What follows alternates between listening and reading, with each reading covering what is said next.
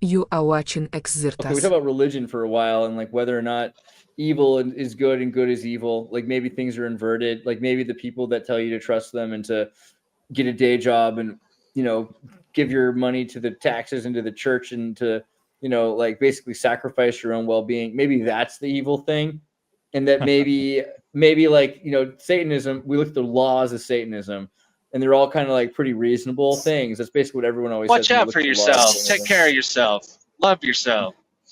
Yeah, right. So maybe like we're living in this weird like satanic inversion, and that's why people that we are told look bad are actually like that's a good aesthetic, and people that look good, you got to watch out for them the most, right?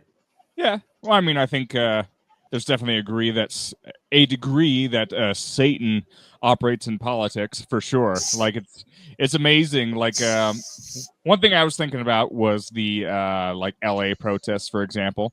Like we are so much encouraged to kind of take one of two stances on topics like that, and certainly that is presented by the news media in that way. Like the news media tries to take either one stance or the other stance, when really reality itself might be much more complicated.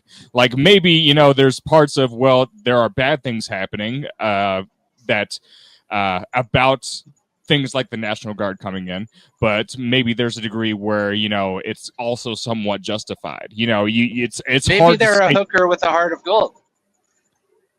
that too. It's that's why. Yeah, I don't like to talk a lot of political things because it seems just like so unfruitful. Just like in terms of like changing minds, we're also against this huge like corporate media behemoth that wants to be very very divisive and very what's I the have a word conspiracy theory about it. I love conspiracies. I love them. They're a lot of fun. So, I think there should be so more of them. would you like to hear it? I came up with a Yeah. conspiracy theory about the protest, the riot, whatever. Right? Okay. So they're like straight predictive programming you with Trump's going to be authoritarian. He's going to be authoritarian. He's going to do martial law. He's going to do this. He's going to do that. Right? And then all of a sudden, as soon as he gets in, and then they start doing these riots where they basically force his hand to do authoritarian stuff. So it's like they're working together in tandem to like they put it out there. They said he's going to be authoritarian. And then as soon as he gets in, they do this stuff to make him forced to be authoritarian, to like call in the military, to take over to the National Guard of the state and all of this stuff, right? Like it's like exactly what they said he was going to do, but they're like, watch out, but then they force his hand. And it's like also that like from years prior, they already knew that they were going to try and use this Palantir tracking stuff. And so it's all just set up. They're all working together just to do the Palantir stuff. It's just like the Patriot Act because of 9/11, regardless of if you think 9/11 or was a inside job or not. You guys were talking about that yesterday on the show and Sync Take, like. But anyway, so that's basically it. It's like this whole thing is just a charade, That's pretty just close. to Almost get as though them pushed through. it's almost as though Good. You first. it doesn't matter if it's an inside job or not anymore, because you can use social media to influence people to the point where you can make something that isn't an inside job just into the biggest deal. It doesn't even have to be a new 9/11. Yeah, nothing like Sandy Hook. No, but my idea is very similar to Colin's, which is basically this idea that you know what Kristallnacht is, right? There's this the Nazis had this night where No. they went around. So there's a night called like the Broken Glass Night where they like they're like, hey, you can't trust this group of people that live in your country, the Jews. You can't trust them because they have their own houses, but they have their own culture and they're not following the same culture. And what do they do? They broke a bunch of windows. They arrested 30,000 people. They disappeared people, etc. And a lot of the left just saying how this is kind of like Kristallnacht. And you'd be like, well, no, it's really different. There's a lot of reasons. It's nothing at all like Kristallnacht. But here's the way I look at it. It's like this was really essential for the Nazis to take over power. If they didn't have a Kristallnacht and they didn't convince people that they had to arrest 30,000 people and destroy a bunch of stores and everything else like that, then they wouldn't have gotten to the position that they were in order to really become the authoritarian state that everyone remembers them being. So this event, sure, there probably are legitimately people that are doing this. There probably are crisis actors that are, wearing all black and breaking specific windows on purpose and trying to make it look worse than it is, because, like people like Andrew Vega aren't going around shattering windows. And yet a lot of the people I know from Los Angeles that have problems with immigration arresting Home Depot employees or people outside of Home Depot that are trying to paint your fence or clean your lawn. I mean, it's one thing to watch the escalation where you see, they did say they're going to arrest child molesters, murderers, et cetera, drug dealers and stuff. But now we're just seeing the escalation to they're going to arrest anybody who's committing the crime of illegally being in a place in this country they're not supposed to be. And some people are for that. A lot of people are for that. I think most Americans, arguably, whether people want to admit it or not, voted for that. But a lot of Californians didn't. And so in California, where this is happening, Californians, there were Koreans in, Orange County that were conservative. There are conservatives in the East, but in the Los Angeles particularly, it's like Malibu. There's a few places where there's rich people. For the most part, a lot of people, there are more people that are renters that are leftists and Mexicans. The Karen Bass, who I don't like at all, she's not wrong in saying that it's a city of immigrants. They did it on purpose, but it is that. And so by removing all of them, they're guaranteeing that California won't be blue next election. And they're inciting a riot because I think the real point of what I'm trying to say is how much and what do they have to do, how much of, in order to get the reaction that they're getting. Because Americans might have said, we don't really want to see the Marines taking over other states. And if you would turn this around, if Obama had gone into Texas because or if Biden had gone into, to like Utah or Colorado or some state and brought the Marines in and took over and made martial law, like the Republicans would have been freaking out. I think I know what the threshold is. It wouldn't matter what you told them about the reasons why the Republicans would freak the. No, Andre, this is the precedent. This last thing. This is the precedent for authoritarianism, where the federal government can fascistically control the government of a state. And I would normally not be for that, except I hate Gavin Newsom. I hate Karen Bass. I think California has gone to hell. I'm from California. Yeah, it's tricky. I want to see the change. And they're doing it in such a way where they've even gotten me to say, yeah, you know what? Just do it. But this is the threshold. All right, go ahead. Sorry, Chris. I think the threshold. Now, real quick, I was just gonna say, I think the threshold is whatever you could make like a children's movie out of. Like if the government does something egregious enough that like they could make a Disney movie out of, and kids could watch it and say, "Oh, government bad," then yeah, that's when you'll see riots. Hold on, my tea kettle's whistling. Yeah, I mean, but it's like the riots and everything else. That's to be expected for the federal government removing the power from the local government. You should expect that the local government protects itself and is fighting against the federal government. Did they only riot after the National Guard, or is that just what they're saying? Because it seems like that's just what they're saying. Like before. The riot started as soon as because Home Depot was right next to the government. As soon as ICE showed up, right? The ICE building was right next to the Home Depot.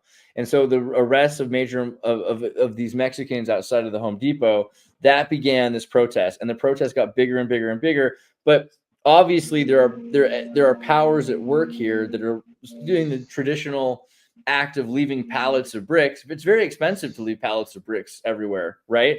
So for them to have weapons that they can use, and they're not using guns, they're organized enough to know that once they start using guns, they're going to get. They're passing out like $60 masks too, like armored masks. So there's like they're literally funded by somebody. Yeah, I mean, they're blowing up Waymo vehicles, not your local cars as much. They're blowing police cars and they're blowing up self-driving cars. So this is a big insurance scam. And it feels like, if your Waymo cars are blowing up and they're all Waymo cars, isn't that at a certain point a sponsorship deal? That's the way it looks like. It might not be too late to buy stocks. Has anyone here seen the armored masks? I haven't seen those yet. Can you pull up a picture? Yeah, I'll pull up a picture. I see that Kurt is meticulously getting his microphone ready to say some. He's about to drop some Obama-isms on us. What's the most quotable thing Obama ever said? It's weird. I think in hindsight, people kind of like Obama, but in hindsight, like him, yeah. So yeah.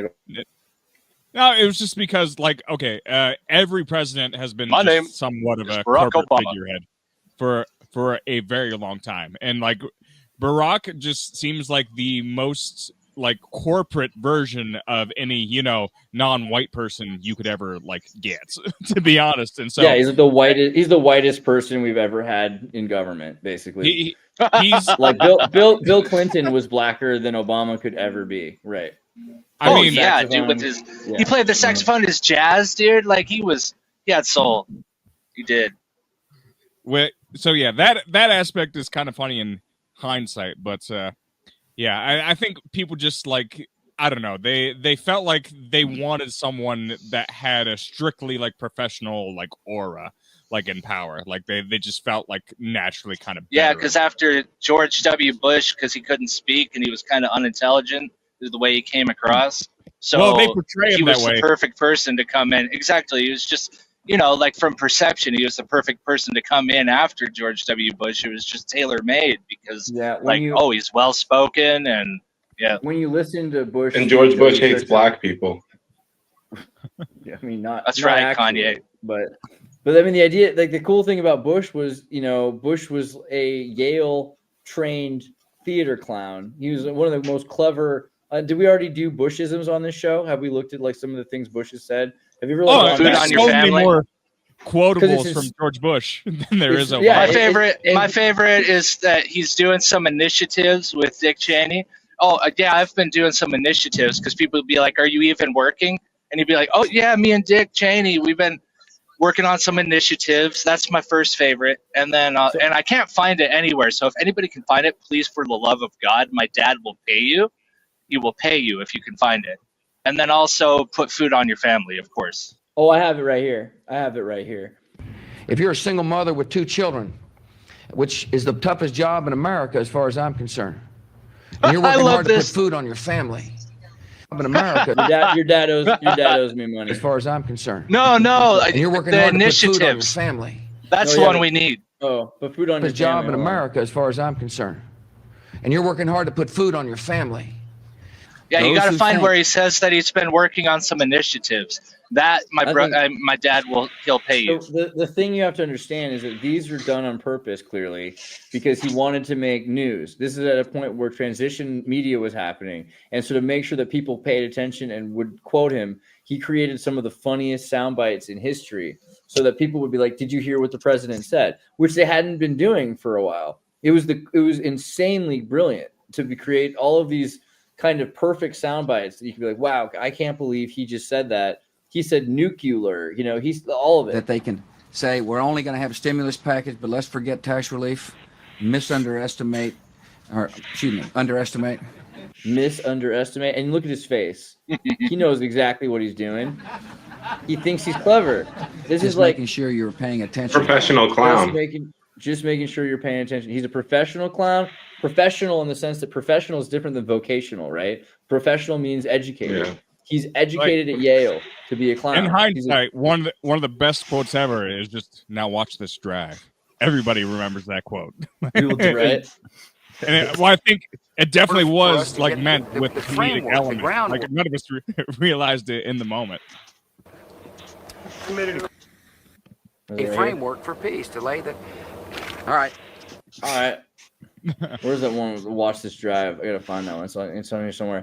But yeah, if you watch all the Bushisms, you'll see that essentially there's no way he didn't know what he was doing. Like it's actually completely brilliant to pretend to be. I mean, if you have that much ego and you have that much confidence, then you make yourself the butt of the joke. Because he knows he's gonna cry to the bank.